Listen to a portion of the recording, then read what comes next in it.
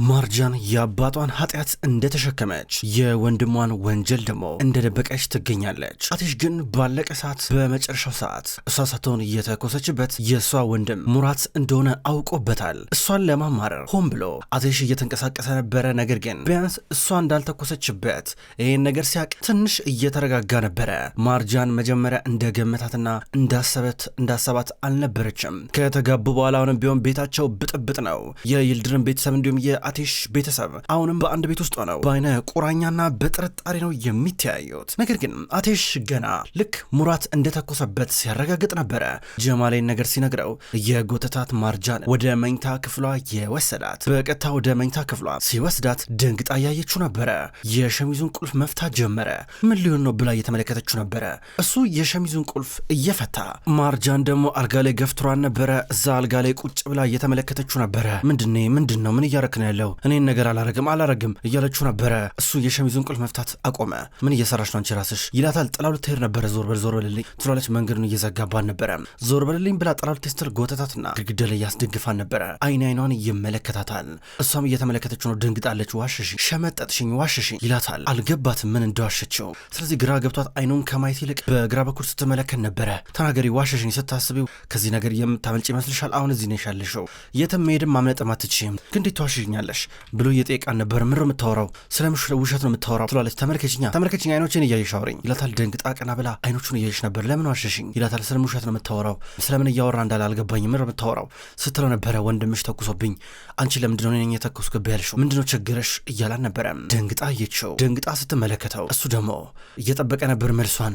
ከዛ የሆነ መልስ ስትመልስለን ነበር። አፏን እየያዘ ነበር በእጁም በጣቱ አፏን እየያዘ እንዳትዋሽኝ፣ እንዳትደግሚ ያን ውሸት ድጋሚ እንድትዋሽኝ በጭራሽ አልፈቅድልሽም። በጭራሽ ለሚሆነው ነገር በኋላ ኃላፊነቱን አልወስድም። በኋላ ለማድረገው ነገር ኃላፊነቱን አልወስድም ይላታል። ቤተሰቤን ለመጠበቅ ብዬ ነው። ወንድሜን እንድትጎዳ አልፈቅድልም አለችው። እንደዚህ ነው እንደሚጠበቀው ወንድም ቤተሰብ እንደዚህ ነው እንደሚጠበቀው።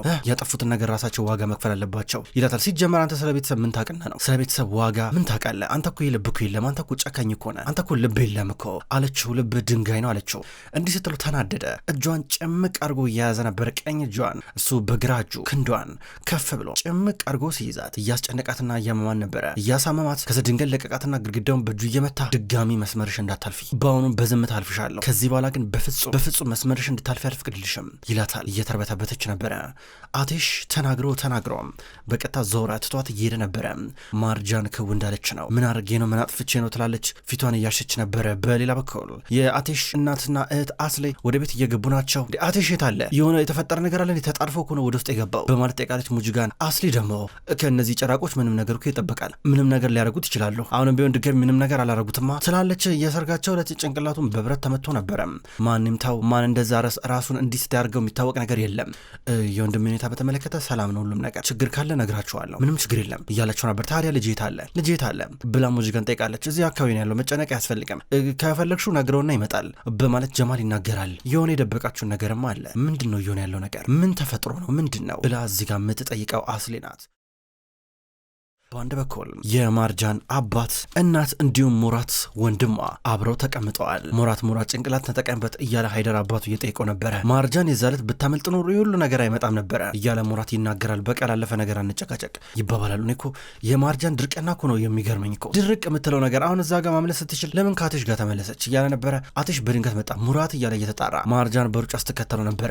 አቴሽ እንደመጣ ሙራትን እየጮኸበት አንቆ አነሳው። ሃይደር ምንድነው ብሎ ሊያገላግል ነበር። ጣልቃ እንዳገባ አንተ ማን ነው የምትለው?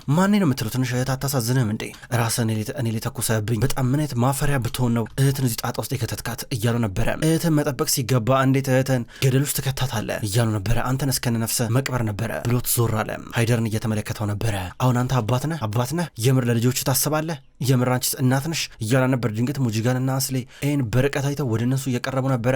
ጀማል ደግሞ ቆይ አንዴ እዚህ እንጠብቃቸው እንረጋጋ፣ አቴሽ ይጨርሰው ጉዳዩን፣ የተፈጠረ ነገር አለ። ሙራት ነበር አቴሽ ላይ የተኮሰበት፣ ማርጃን አልነበረችም ብሎ ጀማል ተናገረ። ወይኔ ልጄ ብላ ሙጅጋን ተናገራለች። ቆይ አንዴ ተረጋጊ ማዬ ብሎ ጀማል ባንድ በኩል እህቱን አስሌ እንዲሁም እናቱን እያረጋጋ ነበረ። ከዛም በኋላ እነሱ በጣም መሳደብ መራገም ጀመሩ። ይህ ቤተሰብ የተረገመ ነው እንዳለ በቃ ነፍሰ ገዳይ፣ ውሸታም፣ አጭበርባሪ የሞላው ቤት ነው። ምን አይነት ነገር ነው ይባባላሉ። አትሽ ደግሞ እኔ ሞራት ዋጋ እንዲከፍልና ላረገው ላጠፋው ወንጀል ዋጋ እንዲከፍልበት የቻልኩትን ነገር በሙሉ አደርጋለሁ፣ ሁሉንም ነገር አደርጋለሁ እያለ ይናገራል። ከዚህ በኋላ አንቺም እሱ መጠበቅ አትችይም ብሏት ማርጃንን ተናግሯት ነበር። አትሽ ተናደው ሲራመድ እናት እህቱ እንዲሁም ጀማል ወንድሙ እየተከተሉት ተያይዘው ወደ ውስጥ ይገባሉ። ማርጃን ምን ይሻላል ብላ በግራና በቀኝ ትመለከታለች። ቀና እያለች ደግሞ ወንድሟን ስትመለከተው ነበረ። ከዛም በኋላ ይህ ሰው ማን እንደሆነ ማወቅ አለብን ሰዎች፣ አረ ማወቅ አለብን። እኔ እስካሁን ድረስ ከየት ይምጣ የት ይወለድ ልጅነቱን በተመለከተ ምንም የማውቀው ነገር የለም ትላለች ማርጃን። ወንድሟም ቢሆን ምንም የምናውቀው ነገር የለም፣ ከ2005 ዓመተ ምህረት በኋላ ያለው ነገር በሙሉ ምንም አይታወቅም። እንደ ይህ ሰው ትልቅ ሆኖ እንደ የተወለደው በ2005 ምንም ግን ግራ እየገባኝ ነው ብሎ ሞራት ይናገራል። አባቷም ቢሆን የሆነ ነገር አለ፣ ስለሱ ማንነት ማጣራት አለብን እያለ ይናገራል። አዎ ገና እንደመጣ ህይወታችንን ደበላለቀው እኮ፣ የሚገርመው ነገር ስለሱ ማንነት ምንም የምናውቀው ነገር የለም፣ ይህ ሰው ከየት ነው የመጣው እያለች ማርጃንም ትናገራለች። የማርጃን ቤተሰብና ማርጃን ግራ ያጋባቸው ነገር የአትሽ ማንነት ነው። አትሽ ማን ነው የሚለው ነገር ይህ ሰው በስትክክል ማለት ነው በተጠና መንገድ የድሮ ማንነቱን መረጃ አስጠፍቷል እያለች ማርጃን ትናገራለች። እንግዲህ ሃይደር የልድረም አባቴን ቢሆን እስካሁን ምንም ነገር አላገኘም፣ እንግዲህ እኛ ምን ልናገኝ እንችላለን አባዬ ካላገኘ ብሎ ሙራት ይናገራል። አይን እኔ በረብራለሁ ፋይሉን እንዳለ ገብቼ አንድ ባንድ ነው ፋይሉን መበረብርለት፣ ስራ ቦታ አይቀረኝ ቢሮ አይቀረኝ ሁሉም ቦታ እየሄድኩኝ እበረብራለሁ ብላ ማርጃን ትናገራለች። አሁን እንደዛ አርጊ ይሏታል። አትሽ ከእናት ከእህቱ ጋር እንዲሁም ከጀማል ከወንድሙ ጋር ወደ ዋናው ሳሎን ከመጣ በኋላ እነዚህ ልጆች መቀጣት አለባቸው፣ ዋጋ መክፈል አለባቸው፣ ይሄ በጣም ከባድ ቅብጠት ነው ብላ ሙጅጋን ትናገራለች። እማዬ ችግር የለም አታስቢ፣ እኔ ተለየ ሀሳብ አለኝ ያለ ነበረ። ቆይ አንድ ጊዜ ምን ልታደርግ ነው? እሱ ብቻ ሊቀጣ ነው እንዴ? ማርጃን በዚህ ጉዳይ አትቀጣም እንዴ? እሷን ብትሆን ወንድሟን ደብቃለች፣ ወንድሟ ጥፋተኛ እንደሆነ እያወቀች ደብቀዋለች ብላ ስትናገር ጀማል የአስሊ ንግግር እያሰለቸው ነበረ። ይህ ሁሉ የምታወራው ነገር ለአትሽ ስሜት ስላላት ማርጃን እንድትቀጣ ስለምትፈልግ እንደሆነ ያውቃል። እሷ ባተኩስብህም እንኳን ተኳሹን ደብቀዋለች። ይሄ ማለት ሌላ ቀን እንኳን የሆነ ነገር ቢሞክርብህ ትደብቃለች ማለት ነው። ስለዚህ የሆነ ትምህርት ልታስተምራት ይገባል ብላ አስሊ ስትናገር ነበረ። እሷ ያረገችው ነገር አዎ ትክክል አይደለም፣ ይሄን አምናለሁ። ነገር ግን የኔ ትኩረት አሁን እሷ አይደለችም፣ እሷ አትሆንም። ጀማል ያን ቪዲዮ ማፈላለግ አለብን፣ ገባረለ? ያንንም ሙራት የሚፈራውን ቪዲዮ ማግኘት አለብን፣ እጃችንን ክንዳችንን ማጠንከር አለብን። ያ ነዚር የሚባል እብድ ከሱ ቪዲዮ ማግኘት አለብህ አለው። እሺ ችግር የለም ወንድሜ አመጣዋለሁ እያሉ ነበር። የምን ቪዲዮ ብላ አስሊ ጠይቃለች። ከዛ እነሱ እያረሳሷን ነበረ። ከዛም በኋላ በድንገት ማርጃን ከአባቷ ከእናቷ ጋር እንዲሁም ከወንድሟ ጋር ተሰብስባ እየገባች ነበረ። አትሽ ከእናቱ ጋር ትንሽ አወራና በቀጥታ የመጣው ልጅ እያለ እሱንና እህቱን ሃይደር አስሯቸው ወደ ነበረው ክፍል ነበረ። እዚህ ክፍል አትሽ ምርመራውን ጀምሯል። ከዛ የሆነ መጋረጃ ላይ ሲገልጠው ግድግዳ ላይ የማርጃን ቤተሰቦች ፎቶ ተነጣጥለው ተሰቅለው ተለጥፈው ነበረ። አንድ ባንድ ይመለከታል። ከዛ መሳቢያውን ከፈተ። የሙራትን ዶክመንት እየተመለከተ ነበረ። አስተዳደጉና አኗኗሩን ልጅነቱን በተመለከተ ሁሉንም ፋይል ይመለከታል። ከዛ ይሄን አያየና ድንገት የሆነ ኮሜዲን ሲያስጠጋ በከሰል እዚህ ቤት ድሮ ለ187 ቀናቶች ታስሮ ነበረ። በከሰል ነበረ መስመር እያሰመረ እነዛን ቀናቶች 1 2 3 እያለ ሲቆጥር የነበረው የሱ እህት ኤሉል ያኔ በህይወት ነበረች። ለስንት ቀን ታሰርን ማለት ነው እያለችው ነበረ። ልጆች እያሉ ለ187 ቀን ኤሉል እያላን ነበረ። ግን እኮ ቃል ገብተልኝ ነበር እንደምታድነኝ ሲመስለኝ ልክ 200 ሲል ነው የምታድነኝ አለችው። ችግር የለም ከዚህ እናመልጣለን እያላን ነበረ። ከዛም በኋላ ካርታ ድንገት አወጡ። አሁን እዚህ ያለ ነው አይደለ? ካመለጠን አይቀር ወደዚህ መንደር መሄድ አለብን። ወደዚህ ተራሮች ወዳሉባቸው መንደሮች ከሄድን ማንም አያገኘንም እየተባባሉ እየወሩ ነበረ። በድንገት ሃይደር መጣ።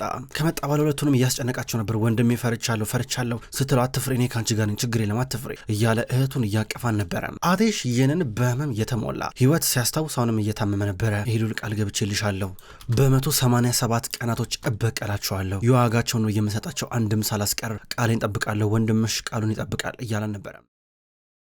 ማርጃን በሌላ በኩል ከዚህ በኋላ አትሽን ለመከታተል ወስናለች። አትሽ የሚሄድበት ቦታ የሚያገኘው ሰው እንዲሁም ስለሱ የተደበቀ ነገር ካለ ለማወቅ በጣም እየጣረች ነው። ከዛ አሁን ድንገት ቤቱ ስታጣው ወደ ግቢ ወጣች። ከወጣች በኋላ ወደ ውጪ የት ነው ያለው ብላ እየፈለገችው ነበረ። አንድ ባንድ እየፈለገች ሁሉም ቦታ የቀረው ያ ቤት ነው እሱ ያለበት። ወደ እሱ ጋር እየመጣች ነው። እሱ ደግሞ በከሰል ያሰመራቸውን እያንዳንዱ መስመሮች በጣቱ እየነካ የእሱንና የእህቱን ትዝታ ያኔ በህመምና በጭንቅ ያሳለፉበትን ቀናቶች እያስታወሰ ነበረ። ከዛ እሷ ወደ ቤቱ ጋር መጣች። በሩን ልትከፍተው ነው። ቀጥ ብላ ልትከፍተው ነበረ። እሱ ድንገት በሩን ከፍቶት ወጣ። ምን ታረጋለሽ እዚህ እያለ ነበር። ምንም እዚህ የሆነ አልበም ነበር የድሮ እሱን ላይ ነበር የመጣሁት እያለ ነበር። የእናንተ እቃ በሙሉ ከዚህ ቤት እንዲወጣ አድርጌያለሁ፣ ምንም የለም እዚህ እናንተ የምትፈልጉት ነገር በማለት እየተናገረ ነበር። እርግጠኛን አለችው። ምንድነው የምትፈልጊው? ከዚህ በኋላ አንቺ የምትፈልጊው ነገር ሲጀመር አያሳስበኝም። እሺ በዚህ ጥንጥዬ ጭንቅላትሽ ሸውዷለሁ ብለሽ እንዳታስቢ፣ ሌላ የምታስቢ ነገር እንዳለ እጠርጥሬያለሁ። አንቺ እንደሆነ ወንጀለኛ መደበቅ ልማድሽ ነው። ማን ያውቃል ደግሞ በአሁኑ ምን እየደበቅሽ እንዳለ። ፊትሽ የምስኪን ይመስላል፣ ነገር ግን ልብሽ ሌላ ነው እያለ ነበር። ተራመጂ አላት። ዝም ብላ አየችው። ሁልጊዜ ሁልጊዜ አንተን ስድብ ማዳመጥ አለብኝ እንዴ እያለች ነበር። ተራመጂ በቃ እያላት እንድትራመድ እየገፋን ነበረ። አቴሽ ማታ ላይ ወደ መኝታ ክፍሉ እየሄደ ነው። ድንገት አስሊ መጣች። አቴሽ እስኪና ፊልም እኔ አለችው። ረፍዷል መተኛት አለብኝ አስሊ እያላን ነበረ። ጀማል ቆሞ እያየ ነው። አንድ ጊዜ ባካ አቴሽ፣ ከዚህ ቀደም እኮ አብረን እኮ ፊልም እኮ እናይ እኮ ነበረ፣ እነዛ ቀናቶች ናፍቀውኛል አለችው። አዎ እናያለን፣ ምን ችግር አለው? አሁን ግን ብዙ የተቀየሩ ነገሮች አሉ፣ ችግር የለም እያላን ነበረ። ጉንጯን ነካ ነካ አድርጎ ሌላ ቀን እናያለን አላት። እንዳትረሳው አለችው። እኔ መቼ ረስቼ አውቃለሁ፣ ቃል ገብቼልሻለሁ እኮ እያላን ነበረ። የእሷን ህመም የሚያየው ጀማል እየተማረረ ነበረ። በይደና ሁኝ ብሏት አቴሽ ይሄዳል። ነገር ግን እሷ አሁንም ቢሆን እንደ ከፋት ነበር። አቴሽ ወደ ማርጃን መኝታ ክፍል ጭራሽ ሴት በጣም ልቧ እየቆሰለ ነበረ። ከዛ አቴሽ ወደ መኝታ ክፍል ከገባ በኋላ ብዙም አልቆየም፣ ሶፋ ላይ ጋደም እያለ ነበረ።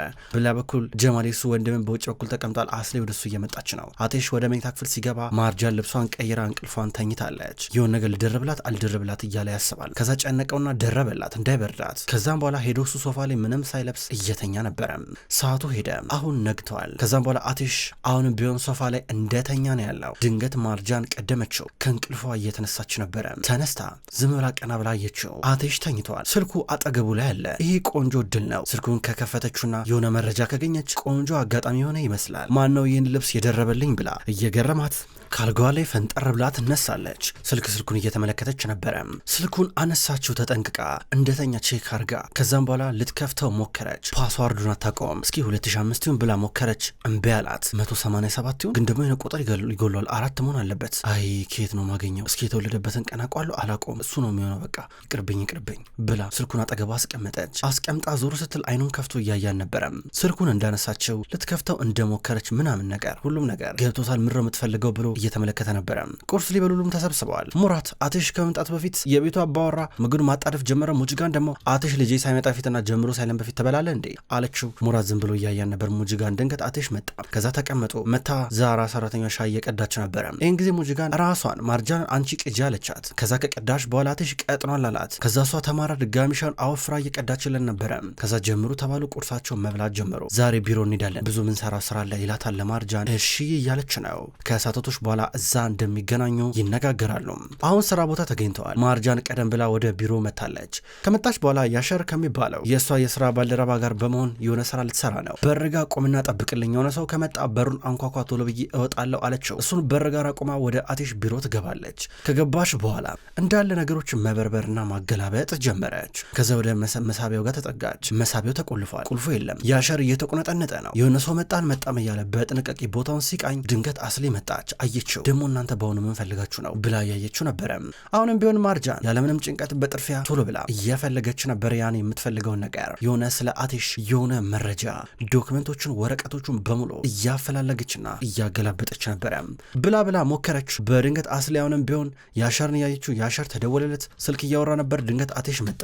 አቴሽ ከሌሎች ሰዎች ጋር እያወራ ከዛም በኋላ ወዲያው አስሊ ቀደመችውና ከያሸር ጋር ማውራት ጀመረች። ምን እያረክ ነው አንተ እዚህ አለችው። ወይ አስደነገጥሽኝ፣ እናቴ እኮ ስልክ ደውላልኝ እያወራን ነበረ እያለ ነው። ድንገት አቴሽ መጣ። ያሸር አቴሽን ይፈራዋል። መጣ እንደ አንተ ማቶ አቴሽ በቃ እኔ ሊድ በቃ በሉ ቻው በቃ ብሎ ይሄዳል። ከዛ አቴሽ እዚህ ቢሮ ውስጥ ማን እንዳለ ገባው። ወደ ውስጥ እየገባ ነበረ።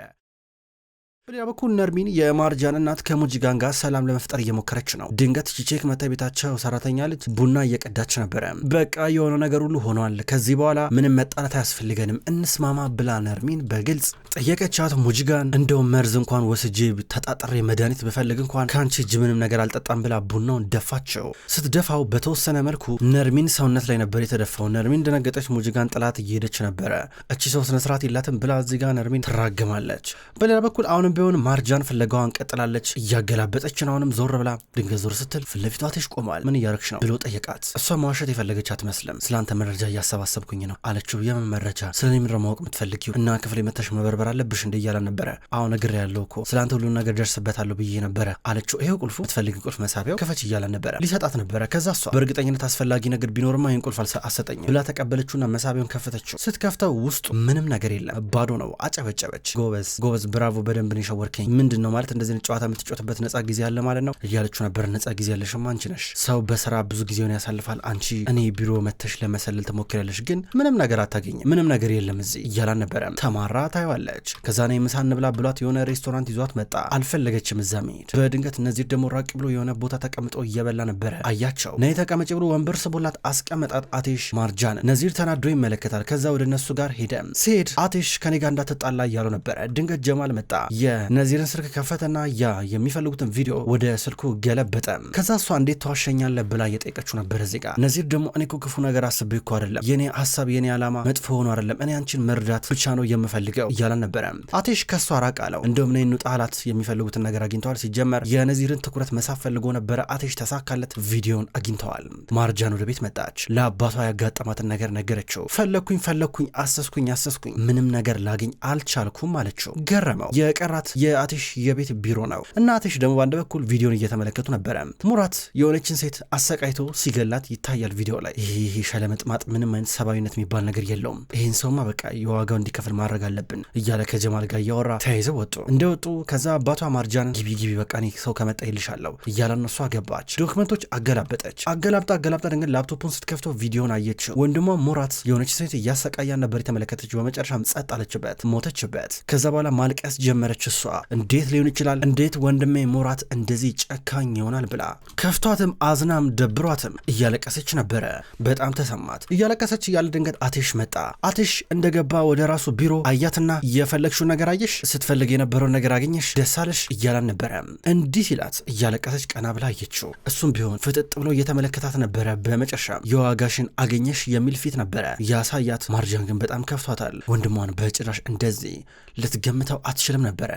ውድ ተመልካቾች እንኳን ወደ ቅጠል ቲቪ ዩቲዩብ ቻናል በሰላም መጣችሁ። ክቡራን ተመልካቾች የድራማ መሀል ልብ ነው። መሀል ልብ ድራማ ከዚህ በኋላ በቅጠል ቲቪ ዩቲዩብ ቻናል ወደ እናንተ ዘውትር በተመሳሳይ በዚሁ አቀራረብ ይቀርባል። አቀራረቤ የተመቻችሁ ክቡራን ተመልካቾች ሁልጊዜ ዘውትር እየመጣችሁ እንድትከታተሉ እጋብዛለሁ። ይህን ቻናል ሰብስክራይብ ያላረጋችሁ እስካሁን ድረስ ሰብስክራይብ በማድረግ እንድትቀላቀሉን ጠይቃለሁ። ይህን ቪዲዮ ላይክ እንድታደርጉም ጠይቃለሁ። ውድ ተመልካቾች በሁለተኛው ድራማ በዘውድ ድራማ ደግሞ በሌላ ቀን የመጣ ይሆናል። እሱ ድራማ አልተጠናቀቀም። እሱንም ቢሆን በተመሳሳይ አቀራረብ በተለያየ ቀን ወደ እናንተ ይዤ የመጣ ይሆናል። ሁሌም ስለምትከታተሉኝ በጉጉት አመሰግናለሁ። በቀጣይ በአዳዲስ ቪዲዮ እስከምንገናኝ ድረስ በያላችሁበት መልካም ቆይታ ይሁን።